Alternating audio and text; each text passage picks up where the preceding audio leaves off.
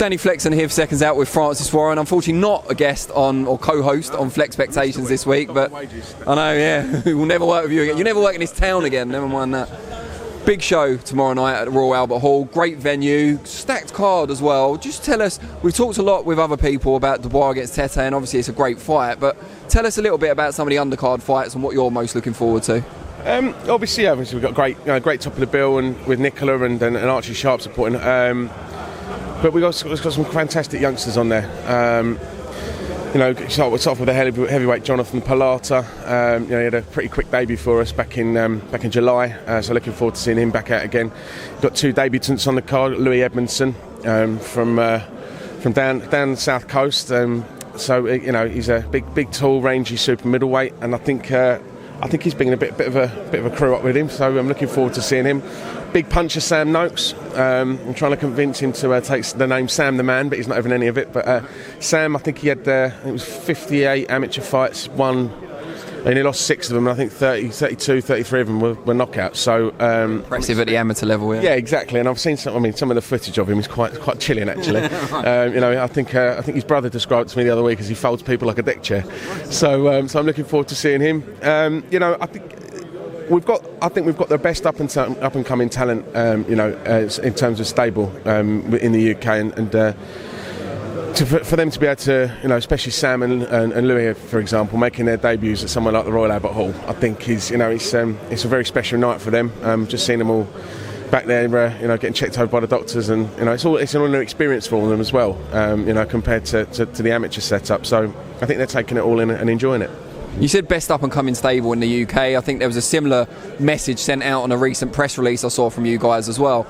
Is that kind of a conscious decision to kind of frame the narrative around the company now, that it's about young British talent? Absolutely. I mean, you've got Ethan James on there as well, just to give him a mention. This is the future. I think once you get, we have a couple of showcase. I mean, Dennis McCann as well. Definitely can't miss him, otherwise he'd tell me off. Dennis the Menace. But what you've got, I think, in the signings that we've made over the last over the summer, and probably the year previous to that, is we're planning for our future. When you go, the off-TV fights that obviously are recorded and are showcased, online within a couple of days of the shows. But if you just got to look at York Hall the other week, the strength and depth of the fights that were on there, like Kevin Aguiarco, for example, looking absolutely terrific, and Harvey Horn coming through. You've got some real talented, strong, fighters that have all, not all of them have got big amateur backgrounds, but there's a mixture there that some that can know how to handle the pressure already, that know what their style is because they've had that many amateur fights, and you've also got you've got a few that are still finding their feet in terms of their style and their technique. So like Ethan, I think he's only 18, 19, so you'll see him develop more and more over the next couple of years. Are you also emphasising the youth element as it's a point of distinction with your competitors? Without going into specifics about other promoters and stuff, you're emphasising the fact that your stable's young, on the way up, rather than perhaps at the tail end of their careers.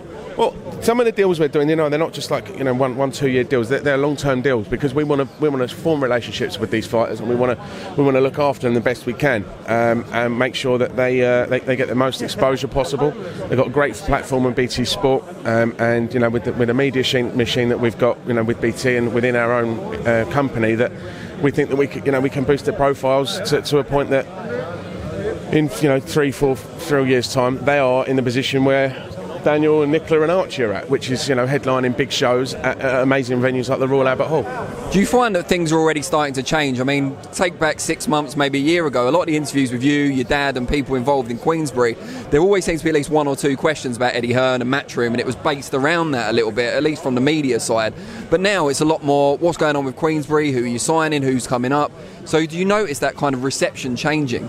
We just do what we do best, which is, we make sure that we put on fantastic shows, make sure that the guys who are being showcased on TV, such as Daniel and Nick, guys and girls, I should say, Daniel and Nicola and Archie, for example, tomorrow night, are in proper competitive fights that are developing their careers, and that the guys who are 6 and 7 and 0 plus, they're sort of just before that TV exposure, regular TV exposure, and making sure that they're fine tuning their